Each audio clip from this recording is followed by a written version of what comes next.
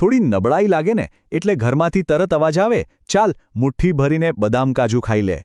આપણા બધાના ઘરમાં આ બહુ જ કોમન વાત છે, ખરું ને? પણ સવાલ એ છે કે શું સૂકો મેવો ખરેખર કોઈ જાદુઈ દવા છે કે પછી આપણે બધા એક મોટા ભ્રમમાં જીવી રહ્યા છીએ?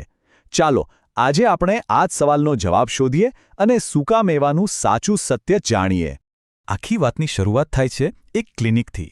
એક ડૉક્ટર પાસે એક દર્દી આવે છે અને એ પૂછે છે, ડૉક્ટર, હું તો રોજ બદામ અને કાજુ ખાઉં છું, તો પણ મને આટલી નબળાઈ કેમ રહે છે? હવે જરા વિચારો, એ વ્યક્તિ એકદમ થાકેલી, કન્ફ્યુઝડ હતી. એમને લાગતું હતું કે બધું જ બરાબર કરી રહ્યા છે, પણ રિઝલ્ટ ઝીરો. અને આ સવાલ કદાચ આપણામાંથી ઘણાના મનમાં પણ હશે. એટલે જ આ જ આપણી આજની વાતનો મુખ્ય મુદ્દો છે. ડૉક્ટરે બહુ શાંતિથી જવાબ આપ્યો. એમણે કહ્યું, જુઓ, સૂકામેવાને કોઈ જાદુઈ ગોળી ના સમજો. એ તો તમારા રસોડામાં પડેલા સાધનો જેવા છે. આનો મતલબ શું? મતલબ બહુ સિમ્પલ છે. જેવી રીતે દરેક સાધનનો એક ખાસ ઉપયોગ હોય છે, બસ એ જ રીતે સૂકા મેવાનો પણ છે. જો સાચી સમસ્યા માટે સાચી માત્રામાં એનો ઉપયોગ કરો તો જ ફાયદો થાય. બસ એમ જ કોઈના કહેવાથી ખાધા કરવાથી એનો અસલી લાભ મળતો નથી. તો પછી ચાલો આપણે પણ એ જ ડૉક્ટરની જેમ એક પછી એક માન્યતાઓને તોડીએ અને સમજીએ કે દરેક સૂકા મેવાના દાણા પાછળનું સાચું વિજ્ઞાન શું કહે છે. સૌથી પહેલી વાત બદામની. એ પેશન્ટે પણ એ જ સવાલ પૂછ્યો જે આપણા મનમાં વર્ષોથી છે.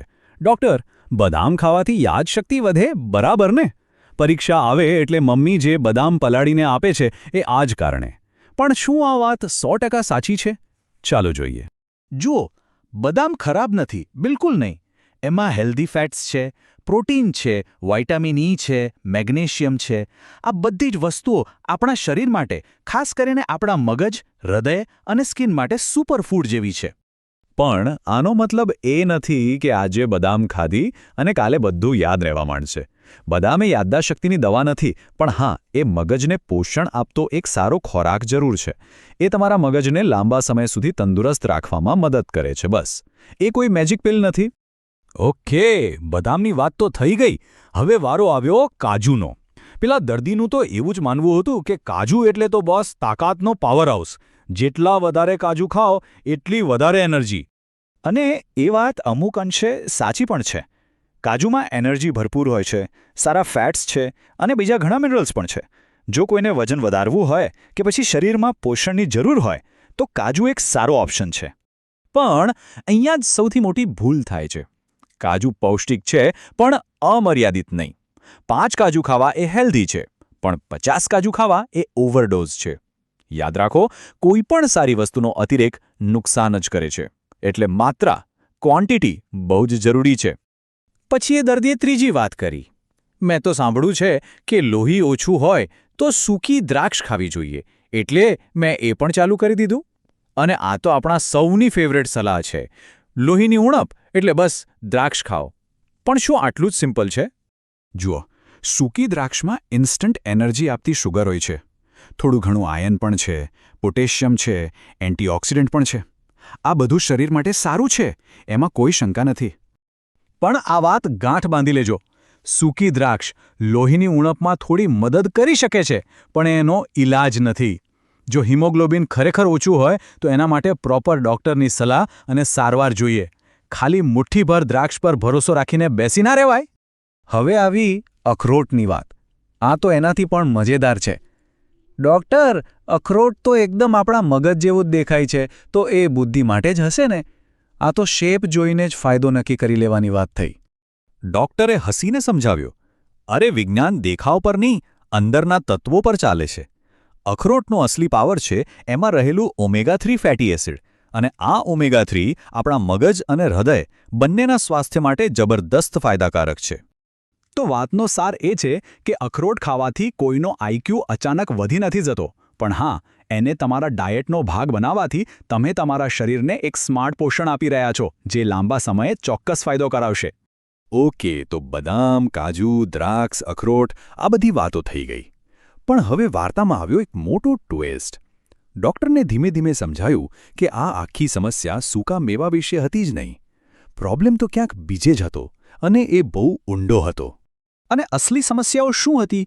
એ સવારનો નાસ્તો જ નહોતા કરતા. બપોરના અને રાતના જમવા વચ્ચે મોટો ગેપ રાખતા હતા. એમના ખોરાકમાં પ્રોટીન લગભગ હતું જ નહીં. એમને કબજિયાતની તકલીફ હતી અને હિમોગ્લોબિન પણ ઓછું હતું. એમની નબળાઈનું કારણ સૂકો મેવો ન ખાવાનો નહોતો, પણ આ બધી ખોટી આદતો હતી. એટલે ડૉક્ટરનું ફાઇનલ નિદાન શું હતું? કે આ પ્રોબ્લેમ ડ્રાય ફ્રૂટ્સનો છે જ નહીં. આ પ્રોબ્લેમ તો લાઇફસ્ટાઇલનો છે. લોકો શું કરે છે? ડાયટમાં બદામ ઉમેરી દે છે, પણ સવારનો નાસ્તો કરવાનું ભૂલી જાય છે. સૂકી દ્રાક્ષ ખાય છે, પણ લોહીનો રિપોર્ટ નથી કરાવતા. અને પછી ફરિયાદ કરે છે કે આ સૂકા મેવાથી તો કંઈ થતું જ નથી. તો પછી સાચો રસ્તો શું છે? હેલ્થનો અસલી મંત્ર શું? વેલ, મંત્ર એ જ છે, સાધનોનો સાચો ઉપયોગ કરતા શીખો. ચાલો હવે એ સમજીએ. આખી વાતનો એક જ નિચોડ છે.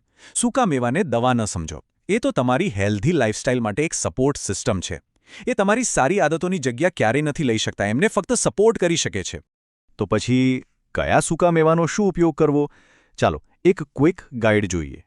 બદામ મગજ માટેનું પોષણ, કાજુ એનર્જી માટે પણ લિમિટમાં, અખરોટ હૃદય અને મગજ માટે, પિસ્તા જ્યારે બહારનું તળેલું ખાવાનું મન થાય ત્યારે એનો સારો વિકલ્પ, અને અંજીર પાચન સુધારવા માટે.